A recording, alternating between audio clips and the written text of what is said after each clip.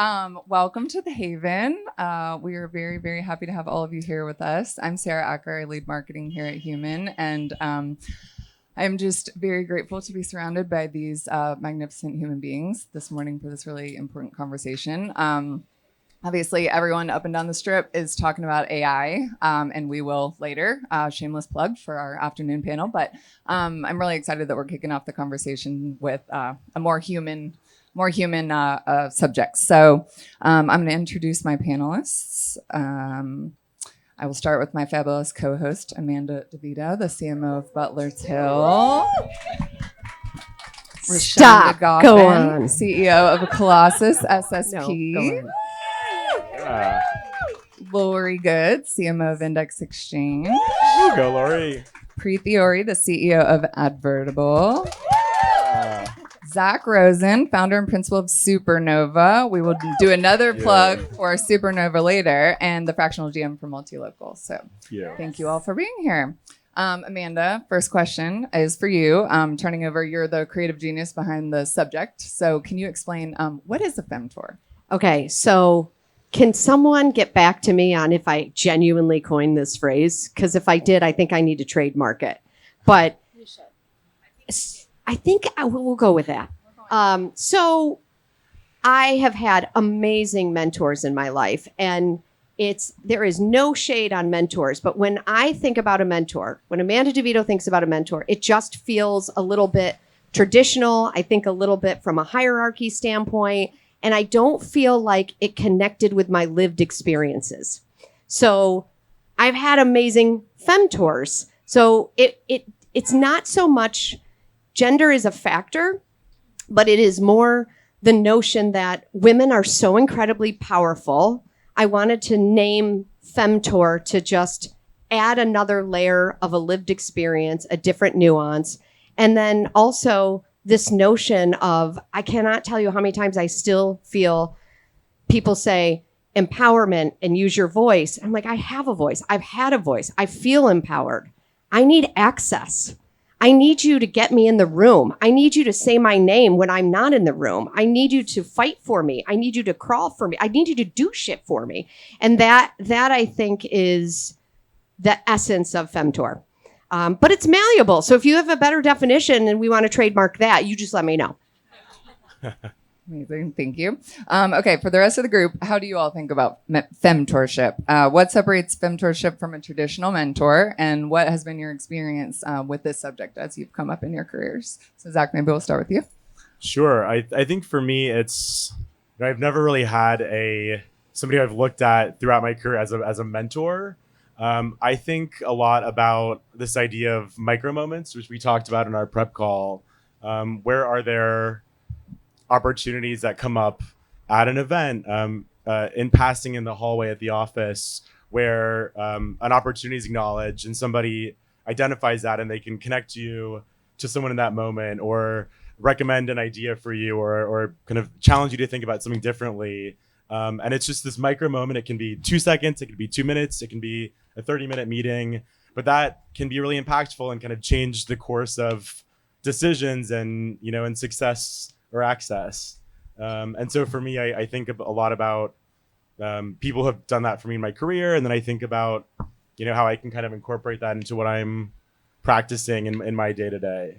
And it doesn't have to be as formalized of a program as finding a mentee and being the mentor. It can be just identifying somebody who is really interested in exploring something and making a connection and kind of driving something forward in a micro but meaningful way.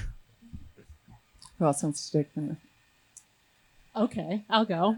So FEMtor is new.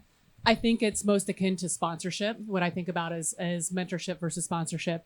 And when we were talking about it earlier, and I was thinking about a woman that would have been a sponsor for me growing up earlier in my career, I could not think of one. And I do think that panels like this and the way that the industry has evolved over time and the way that we've matured to be much more aware, conscious, inclusive has changed over time. And as I was coming up in my career, I did have men who were sponsors occasionally. I had people who put me in the room, who recommended. I didn't go to school. I'm a CMO. I didn't go to school for marketing. I wasn't in a marketing role. I was identified as, hey, you might want to try this role. I think you'd be good. People who brought me up that way, they were all men. For women, in the time that I was building my career earlier, I remember one woman who I think probably wanted to be a mentor or a sponsor, maybe not a sponsor, mentor. And she gave me a book. And the book was called Nice Girls Don't Get the Corner Office. And if you actually look at this book or you read it now, it is ridiculous. It's, don't wear certain clothing. Here's how you have to project and talk. And I think that's the environment I grew up in, which is not about sponsorship or even mentorship. It's code switching, right? It's like, how do you become something that you're not? And so I appreciated the men who helped bring me up.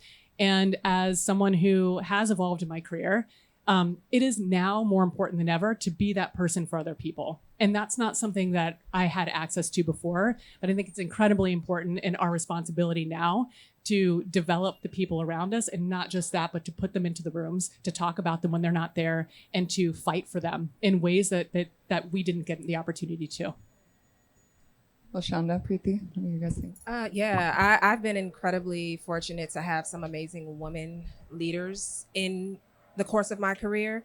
For me, I look at mentorship not as something that's assigned, not something that is formalized, but I look at it as something that is like really organically driven. And sometimes you don't even know that's what it is sometimes until it's gone. And I know during our prep call, I shared the experience of even my first woman manager who would not accept what I asked for when I was pitching myself for the job. And she said, okay, we're gonna do this again. You need to ask for more money. This is not about me saving budget, but how dare you lowball yourself? And I just didn't want to count myself out. And that was an aha moment for me. And I don't know about you all, but when I got the offer, it was more than what I asked for. And we had glass offices at this time. And I went and I did a little shout in the office. I know everyone was looking at me like I was crazy, but that stayed with me where I said, okay, it is really about seeing something in someone that they may not see in themselves. It could be there, and just really, really being intentional. The sponsorship and kind of the assignee, that's what I think of like with a mentor. But the FEMtor piece, it's different for me. I liken it to going to the beauty salon as you would to the barbershop, right? It's different. No, I go to a beauty salon too. And you're welcome there Let's as be real. well. By the way, the two of us were at a blowout bar this morning. We walked in and they're like, "Are you in the right place?" Yeah.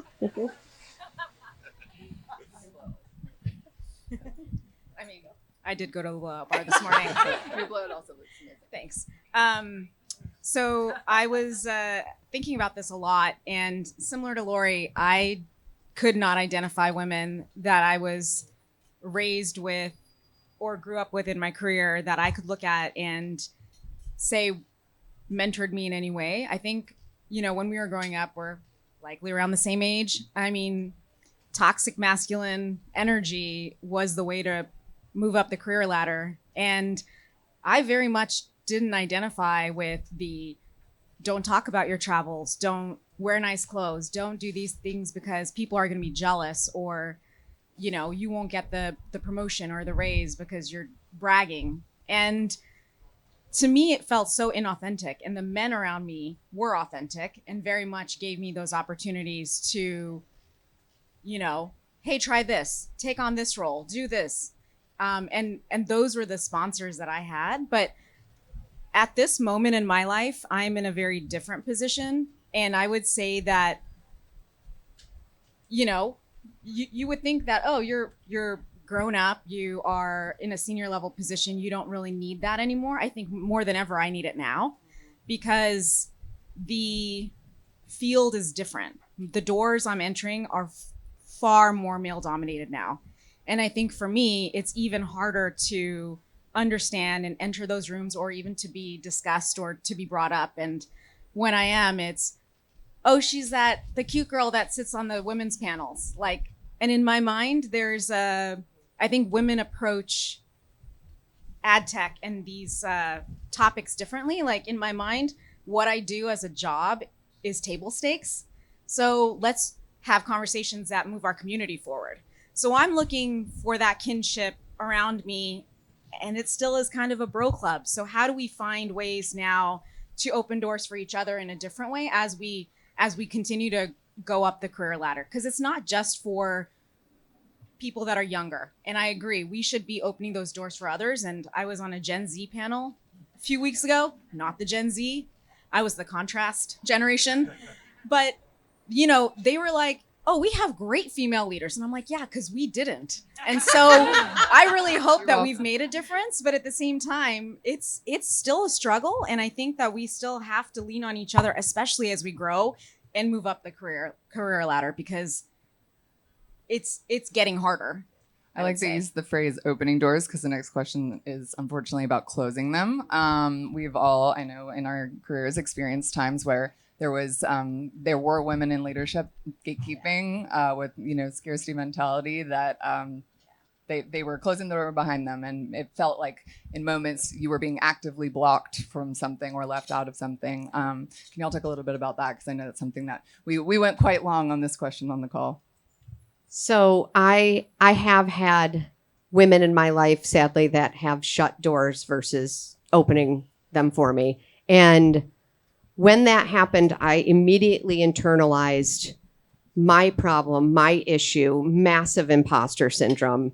And I just learned this mantra early on that is, their insecurity is not my ceiling. And I just always repeated it. I always just had to get a little bit outside of myself, look at this individual and say, you know what, it's your insecurity, not mine, and that's not going to be my ceiling.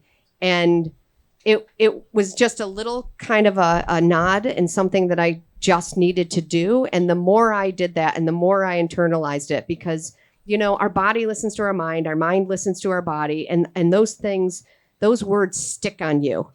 They sort of just stick on you. And so when someone shuts a door, they are using a language of you're not good enough. And that is like the worst feeling to ever have. So I was then also fortunate to find both men and women in my life that did sponsor me, that did organically open a door or change a dynamic. I work with a great guy right now that is one of my best challengers. And there's times where I lean on him and I say, Scott, I need you to actually say the thing, because I don't know if I'm going to be really heard in this moment. And we're in a women-owned, women-led organization. But of course there's gender bias, right? Of course these things happen. So I don't know, I guess this internal mantra is something that having that self-talk, quieting the obnoxious roommate in your head, because we all have one, is something that's just a little trick that I do, and it works. And it works mostly well. And then I find young people young people just inspire me. Are you guys Gen Z? What gen are you? Gen Z. We have so many questions for you after.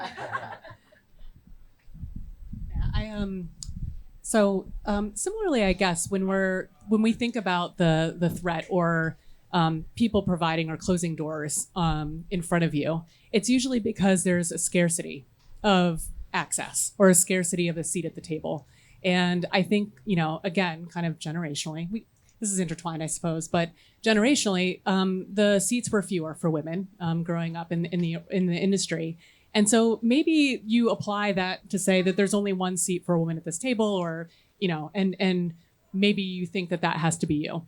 I think now it's nuanced, where the differentiators aren't gender any longer, or any other attribute you might assign. The differentiators are much deeper than that. And so it's not about one seat at the table for an attribute that's very visible or some other thing, but it's understanding that the thing that you bring to the table might be different, and there's a lot of room at the table. And there's a lot of room for people who have differentiation of thought and experience and what they bring to the table and culture, that there is enough room for everyone. Because I do think that, you know, over time, it's not about, it's one in, one out. Is that what like bars do? Like, oh, you can, you know, there's only one allowed in here. I don't think that's true anymore. But what you do need to lean on is not looking at someone else as your competition because they happen to share a visible characteristic to you. You have to try harder. Then figure out how you're differentiated. What value are you adding? How are you different from what value other people are adding, and find your way. And that could be, you know, competitive with anyone, I guess, but it's all better when it's working together. And it's all better when we're focused on the value that you add and not how to detract something from somebody else in that space. I think there's also a tendency, and this is maybe my experience, but in my 20s coming up in the industry, before you have the maturity or perspective to recognize that your differences or your uniqueness is what makes you great, I think there's a tendency to look at everyone else around you and think, do I need to mirror that look? Do I need to mirror that behavior? Do I need to mirror that approach if I want to be successful here in the industry or in this company or get kind of the recommendation for that promotion? And I think that was something that I struggled with a lot in my early 20s, which was, you take that feedback, which sometimes can be negative, to your point, a closed door, and you don't have the perspective to say, that's not my problem, that's somebody else's insecurity. And you really absorb that as truth, and you think about that and you carry that with you. So I think for the next generation, how do we move into a world where we can kind of break that cycle and encourage encourage that kind of chain of thinking to stop, because it is easy to mirror behavior and before you know it, you're not breaking the cycle, but you're kind of you're perpetuating something that shouldn't exist or needs to change.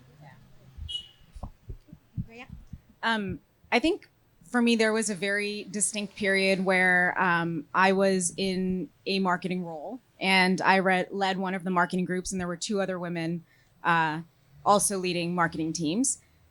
And our leadership specifically said, like, we can't promote any of you because then the rest of you will leave. So it was their way of keeping us where we were. And eventually we all left because we weren't getting the recognition.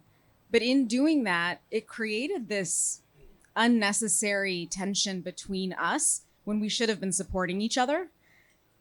And I don't think anyone helped us to realize that that was what we needed to do. And I'm not proud of how I fought to go up the ranks or whatever I was trying to do. But I now realize that, in a small company, your reputation is all you have and your behavior is all you have. So, one piece of advice I would give to you guys, if I could look back, it's, your reputation precedes you. So always act with, behave in the best way you can and act with kindness, because you never know what tomorrow's going to bring. And our role now is to help elevate each other. And so regardless of what that puts you today, it's going to help you tomorrow. So I think that access piece was really tough for me at some point, but now I'm like, okay, this is no longer my problem. Now it's about how can we help others become the best version of themselves now, so that in the future they can open doors for each other. I agree with a little bit of everything everyone said. With the access piece, when the door is closed, sometimes you then become the environment that you have surrounded yourself with, and it's not easy to identify it when you're in it. And so that toxicity of your counterpart becoming your competition, it's really, really hard to shake. And then you have this herd mentality of everyone having to be the same, to your point, where when you want to elevate your career, you're looking at the place you want to go, and you go, okay, I have to dress like that, I have to talk like that, that is really hard for me with the way my hair grows out of my scalp, the way I speak, I talk with my hands, I have, my regional accent and my isms. And so now with everything externally, I've placed an internal pressure on myself that is just so unnecessary. And hindsight is always 20/20. And if I know we're looking at the generation behind us, despite my smooth skin, I do have some age on me, right? But the thing is, if I could say anything, show up your authentic self. I'm not saying go and, set the shit on fire. If it's necessary, just carry the fire extinguisher with you afterwards. But showing up and becoming yourself, that is that unique factor that is your superpower. Not blending in, not keeping your head down, actually showing what you can bring to the table. And to the point when we were talking during our prep call, sometimes the access being denied is not necessarily a negative thing. It really can be for your protection, because sometimes the overexposure could be defeating at a moment when it doesn't have to be. And so sometimes it is for our protection, where you might not be ready. But then I think it's our responsibility to groom them to be ready, not just say, no, not right now, because then that leaves that lingering thing in your mind of, well, why not? Lori, I know you had thoughts on the. Oh yeah, I didn't. The retrospect. We were just chatting earlier. Yes. So that story was I at a former company, big company. I had a direct report who was an amazing woman leader, and I had access to the top constantly, which was a tough position to be in. And there was a specific meeting that she thought she needed to be in, and she would ask me to be in this meeting. I was like, "You don't need to be in this meeting, I promise." And she felt like I was blocking her from her access and being with the leaders in these moments. And she wore me down over time. Like, you're not letting me in this meeting. You're not letting me in this meeting. She didn't necessarily trust that I was doing this for her best interest. She got to the meeting and she was like, I don't want to be in the meeting. Like, there's a bunch of things, like recognition that the leaders weren't who she thought they might be, conversations that were not meant for her to hear. It was a whole set of things in a different world that she didn't have exposure to before. And she came back that afternoon and said, I see what you mean now, and I'm sorry. I understand you were doing that for me. And I said, yes, I was, but sometimes you have to see it for yourself. And I really wanted to protect them, but at some point, you also have to potentially like lift up the curtain and say, look what's behind door number one. And then you're welcome. You may leave, until you're ready. And I think that was a good lesson, I think, for me, but also for her to see. And I think that helped us build even further trust that she knew that I was always looking out for her in her best interest. Well, I think, all of y'all are leaders in your organizations. And one of the things we talked about with this question in particular was the cultural aspect. So like, if everyone in a particular culture is behaving some type of way, this is how we get promoted. This is how we think about, seats at the table, what have you. Can you talk a little bit about how you're making sure that these types of cultures are not perpetuated in your own organizations, or how you think about that? That was a wild card question. Sorry.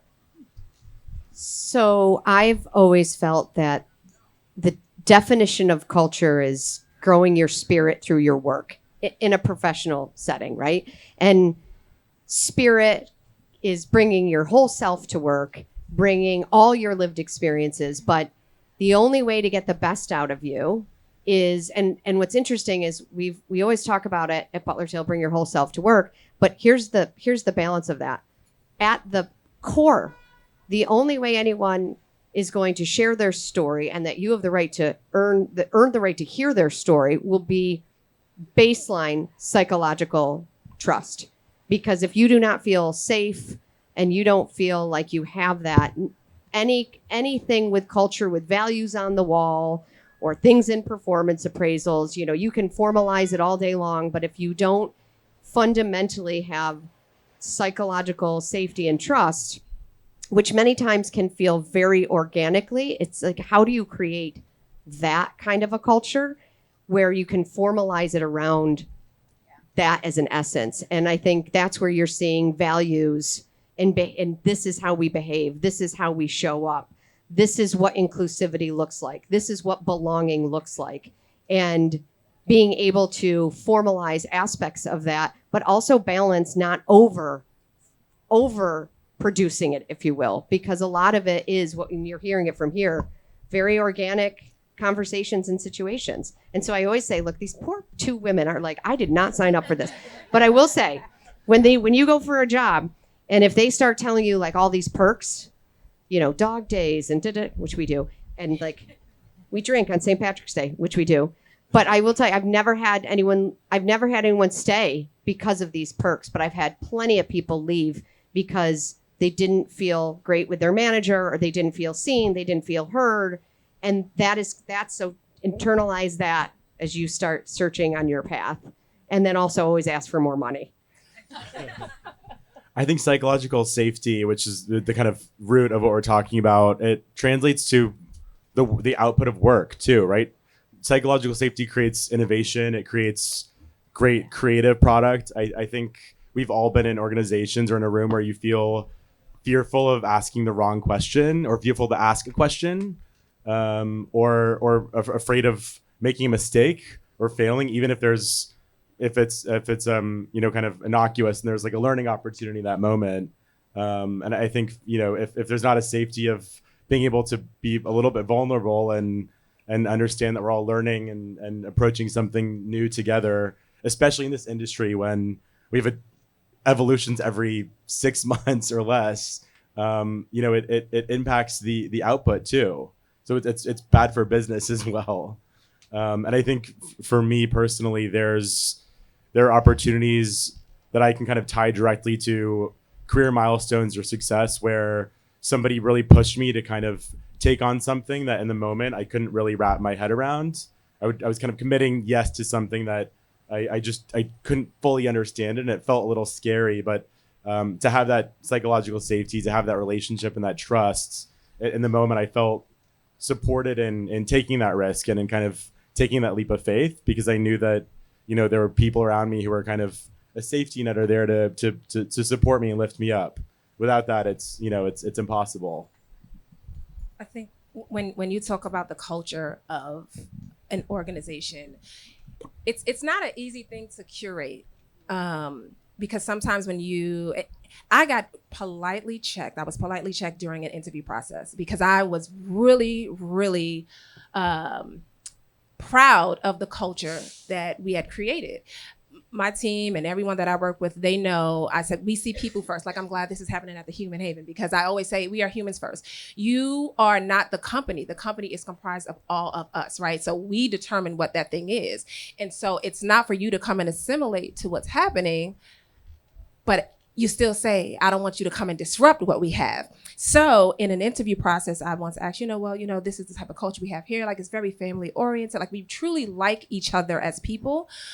He said, well, I can tell you what I can bring to that. And I said, oh, okay. I see where you're going with this. And that was something that stuck with me, where I had to make sure that I got out of my own way of what I think it should be for everyone to make them feel comfortable, and let them show up in the way that I can see that this is what they need.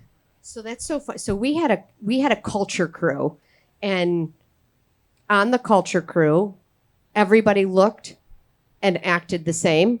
And then we realized we kept hiring people that just kept looking and acting the same.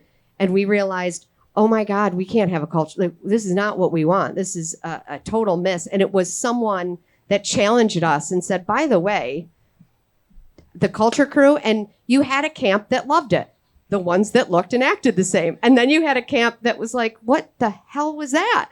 And I was so proud of us for going, oh my God, I'm so sorry. And that's what I love if you can get called in by your people to go, you need to do better. This is not okay. And we completely changed it, and it changed everything for us.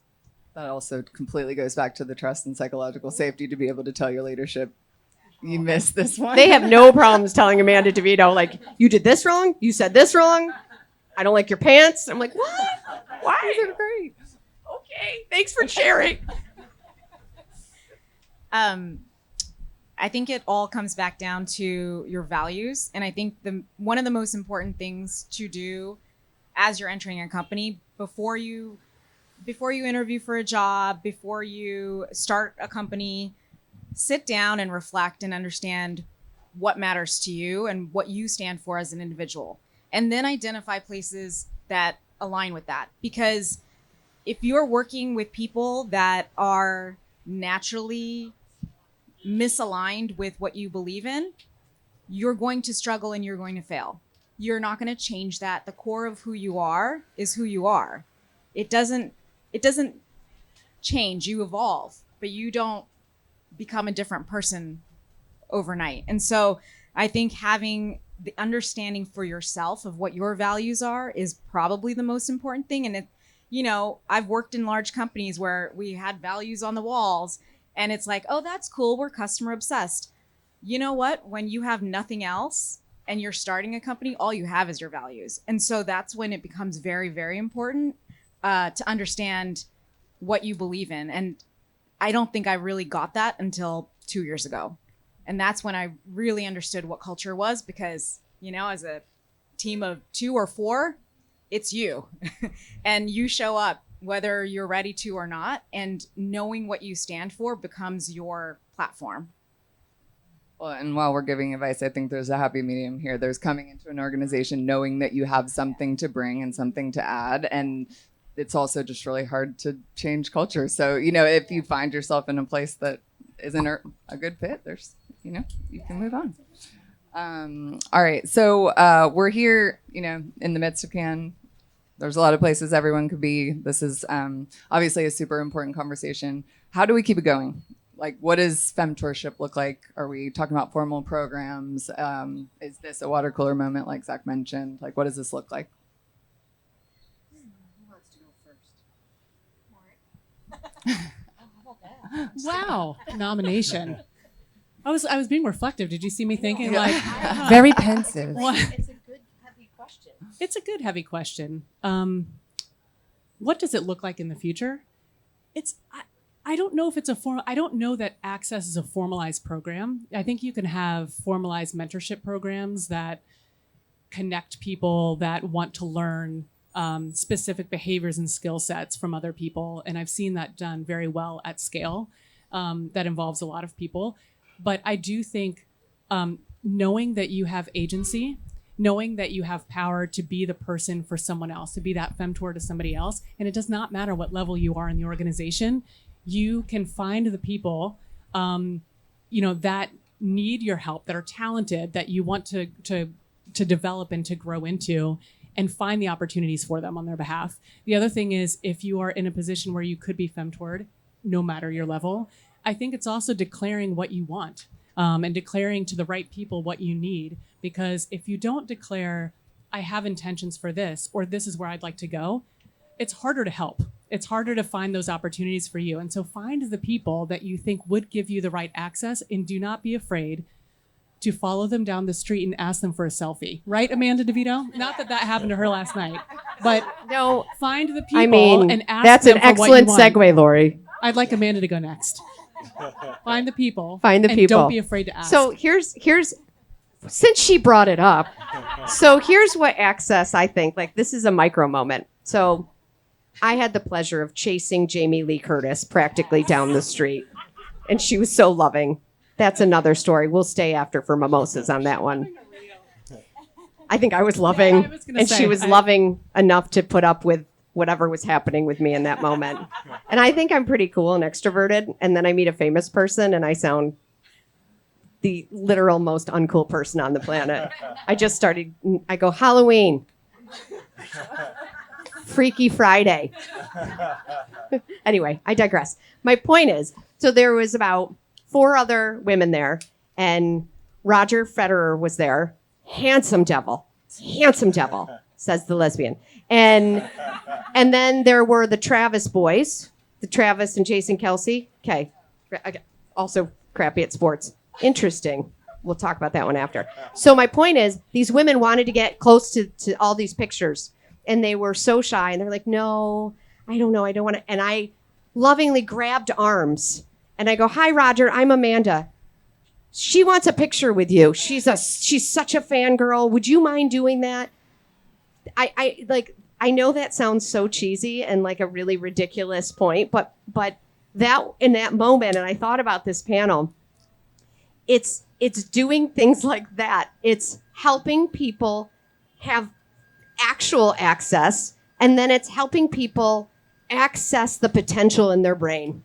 I have colleagues that come to me that have this feeling that they're not good enough or that they're not smart enough, and I'm always like, listen, access this part of your brain, and I will help you do that by telling you that you absolutely are. And I think just having that, and the reason I like coining FEMtorship is what it does is it for now creates a language.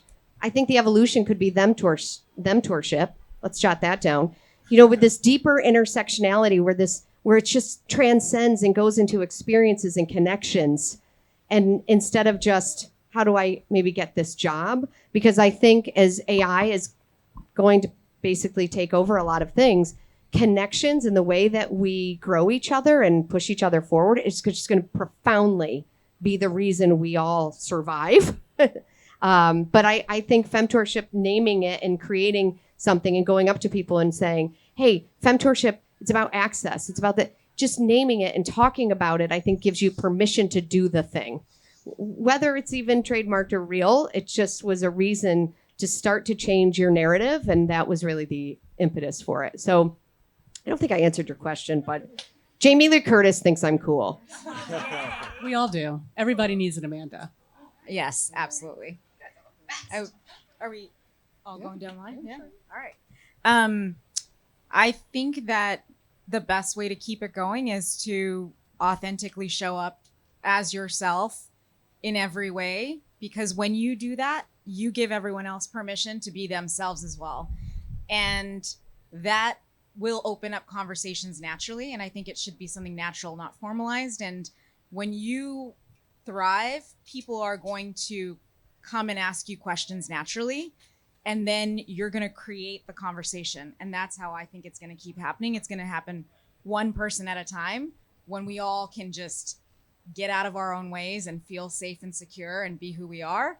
It's going to naturally evolve. Or have the friend to push you into someone, Yes.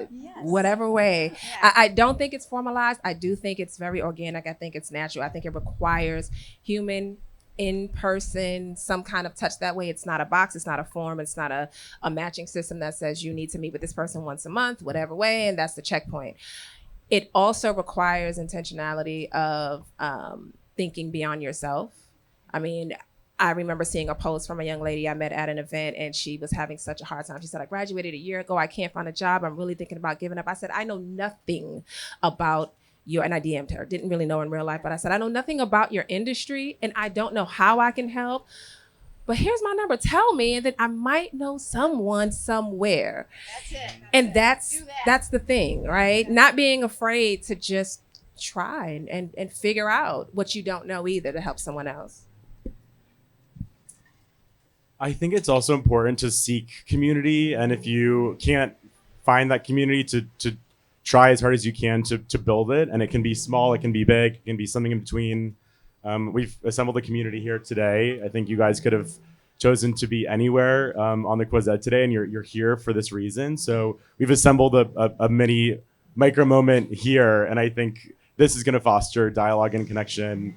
I reached out to Amanda and to Sarah about 6 months ago, and I said, I'm seeking a LGBTQ community, and I don't feel like one really exists in Cannes and fosters kind of dialogue and conversation and advancement in the space. We have pride parties, but we don't have a community. We don't have a hub. We're not doing anything that's impactful. We're not talking about opportunities, challenges, the potential, and where we want to take this. And so, that has evolved over 6 months, and with the support of one of my FEMtors who's here, Mary Kim, give a little wave. I was pushed into essentially taking a title sponsorship right down the street here at the Infillion Cafe, and we're now launching the first ever Pride Summit of the Cannes Lions this afternoon. So we've got 9 sponsors, 18 speakers. We're running panels, content, some charitable giving. We will have a party, of course, because a human connection. Why not? The Human Connection Happy Hour, a little plug, featuring Jess King from Peloton. But we've assembled an amazing community.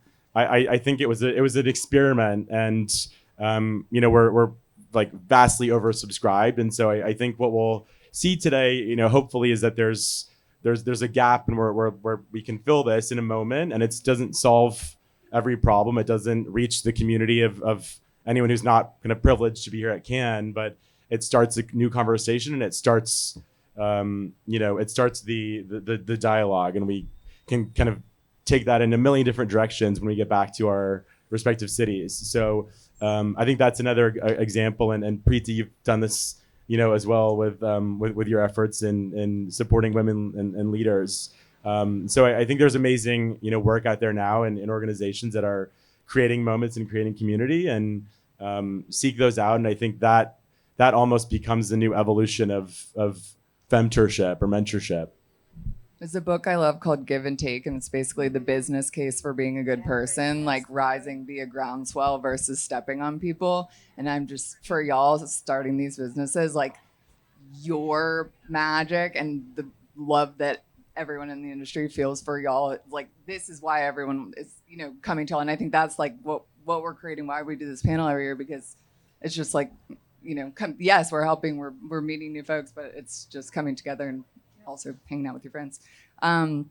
Okay. Sarah, you said that you texted me the other week and you said this is like what we're seeing here on this panel and what we're experiencing this year at Cannes, because I do feel like it is more thoughtful and I think cause driven and just considered than in years past. It feels in many ways, like you say, the universe is kind of telling you and indicating to you that something is falling into place. This is your path. So I think you it's hard to bottle that up, but I think we've all felt that before. And when you can feel that, you've got to just grab it, by the reins and run with it. And then Jess King agrees to DJ your party. And Jess King just kind of shows up and agrees for free to DJ your party. Yeah, that's the universe. Okay, let's talk about the myth that you need a senior title to be a FEMtor. This, like we talked about, it doesn't have to be a formal program. How can we tell the next generation of FEMtors how to help, how to give? What do you guys say? I have gotten reverse FEMtored by more of my people that have no typical title. I think without the title, they're just almost a little more fearless. And I'm grateful for that experience. But I think I'd like to think title is irrelevant, though this just to give an example. One of my fantastic younger employees goes, "Easy for you to say." And I was like, oh, fair point.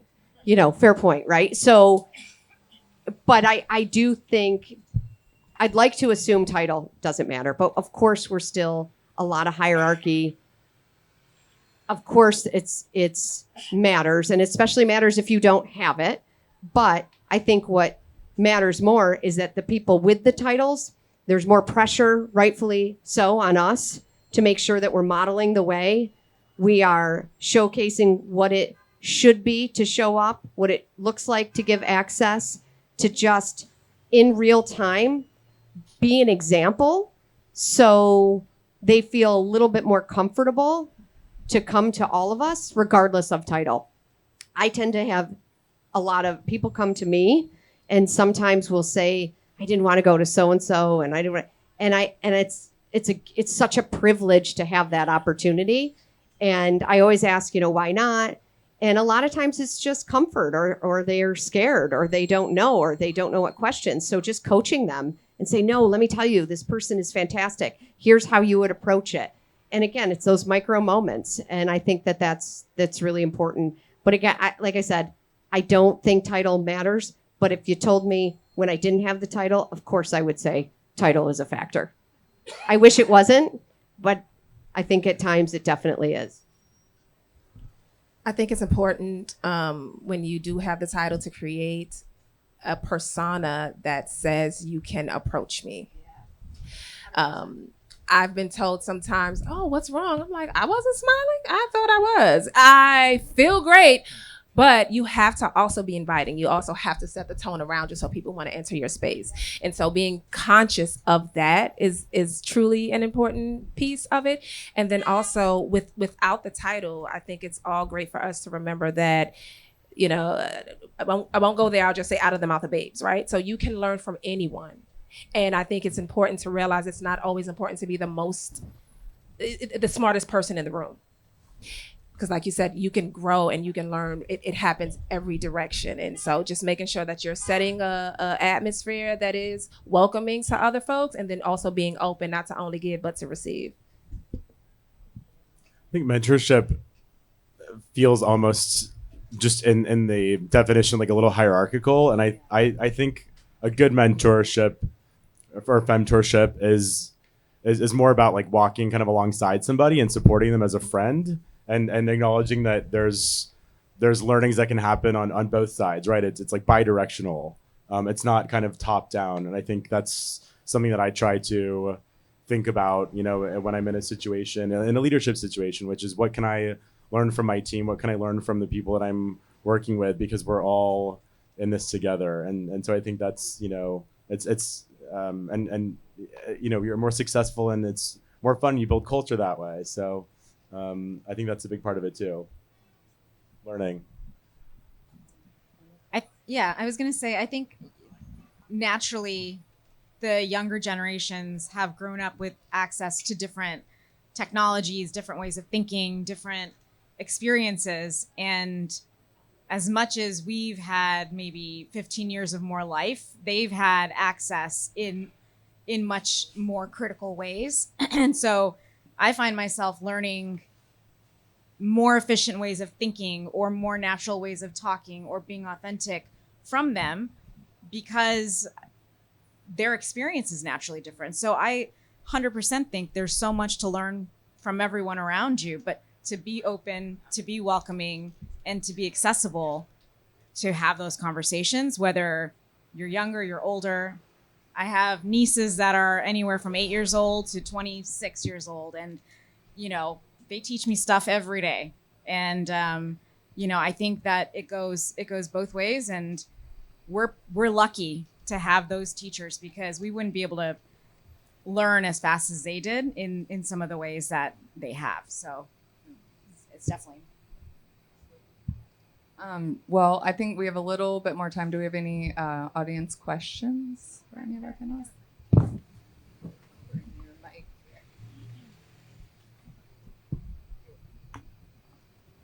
Hello, I'm Jenny, and this panel discussion was everything that I needed for today, so thank you so much. I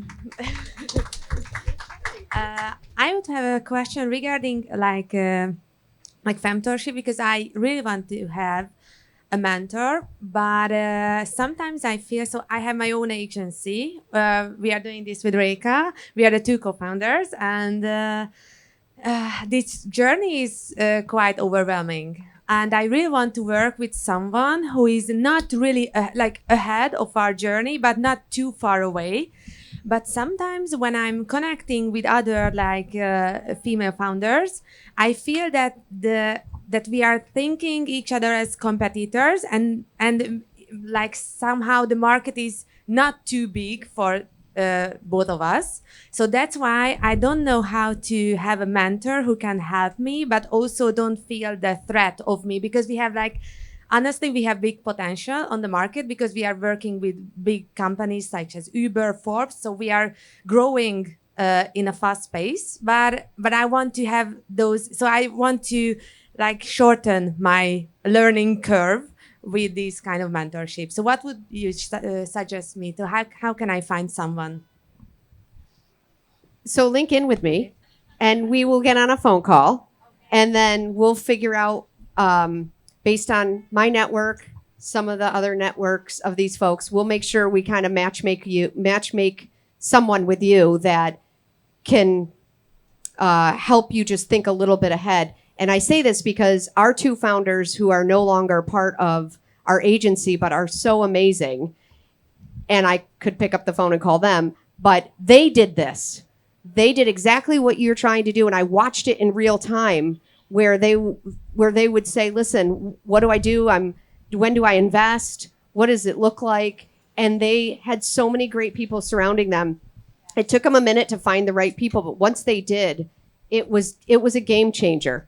And so I can talk to you just based on that history personally, and I can definitely find some folks that I think the right folks that won't feel it's a competitive environment, but are really excited to see you thrive. First of all, let's be honest, this business is big enough for everybody.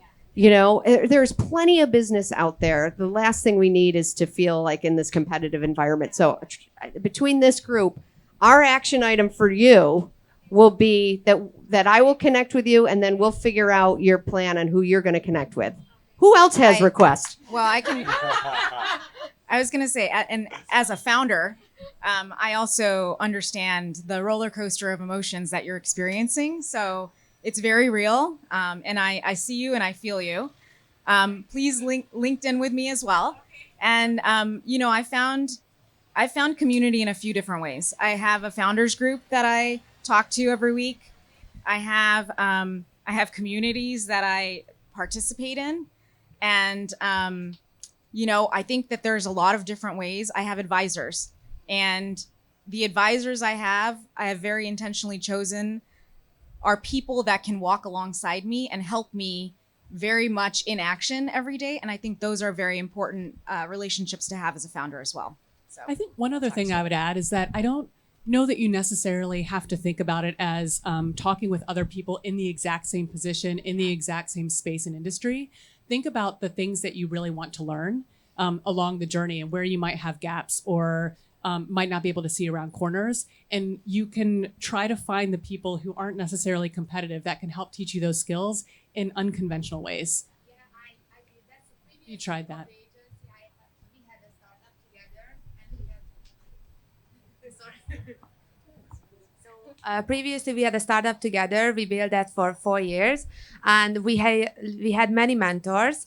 But I found so they helped us, but we had to learn. Tell them like what to do. Like we had to tell the mentors what to do and like how to have them, and we had to organize everything, the meeting. So like, I'm not sure that it's how it works, or it could be better maybe. So that's why we want to work with someone who knows this industry really well, and yeah. I think asking the question here was an important and really powerful move to make, because I don't need to repeat anything anyone else has said, but the important part is about not giving up, right? We've all dated more than one person in life, and you go, I don't like that one, but you didn't say I'm gonna go to a monastery and just wrap it all up. So it's just really about finding your fit, and you really have to give people grace to say you're not for me. You're not for me, but it's important to just say, you know what? I know that there's someone out there that is for me and your business. Don't wrap it up. Yeah, and don't be afraid to wrap it up quickly, right? Cut the ties and run. Don't ghost if it's a mentor situation, but there's nothing wrong in saying this is maybe not the right match and we're looking for something that's a little different. I think if there's nothing worse than kind of trying really hard to commit to something over and over again that just, isn't working out and is producing the same kind of wrong results over and over. So I think don't be afraid to date around a little bit. And you have to feel connection. That, like, if anybody's in therapy, you've got to find that therapist that you just have to have that connection with. And I think it's actually very much the same, because there's therapy in business, let's be honest. But so I 100% echo what he's saying, and basically what everybody else is saying. Keep swiping. Thank you to all of our panelists. This was absolutely wonderful. Thank you to all of you for being here with us. Have a great rest of the week.